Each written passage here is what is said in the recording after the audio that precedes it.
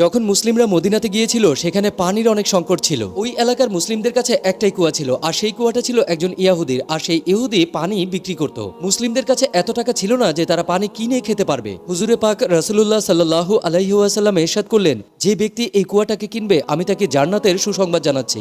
হযরত ওসমান রাদিয়াল্লাহু তাআলা আনহু সেই ইহুদির কাছে গেলেন আর তাকে বললেন, এই কুয়া তুমি আমাকে দিয়ে দাও। কিন্তু সেই ইহুদি কিছুতেই মানছিল না। তখন হযরত ওসমান রাদিয়াল্লাহু তাআলা আনহু বললেন, ঠিক আছে, তুমি আমার কাছ থেকে কিছু টাকা নিয়ে নাও, কিন্তু শর্ত থাকবে একদিন কুয়ার পানি তোমার আর অন্যদিন কুয়ার পানি আমার। ওই ব্যক্তিটা 12,000 দিনার নিয়ে এই প্রস্তাবে রাজি হয়ে যায়। প্রত্যেক দ্বিতীয় দিন যখন হযরত ওসমান রাদিয়াল্লাহু তাআলা আনহু সময় আসতো তখন তিনি মুসলিমদেরকে ফ্রিতে পানি পান করাতেন আর তাদেরকে বলতেন পরের দিনের জন্য পানি সংগ্রহ করে নাও। এতে এমন হতে থাকলো যে ওই ইহুদির কাছে আর কেউ পানি কিনতে যেত না। শেষমেশ আরো 23,000 দিনার নিয়ে ওই ইহুদি হযরত ওসমান রাদিয়াল্লাহু তাআলা আনহুর কাছে ওই পানির কুয়াটা বিক্রি করে যান। তিনি এভাবেই মুসলিমদের বিনা স্বার্থে সাহায্য করেছিলেন। সুবহানাল্লাহ।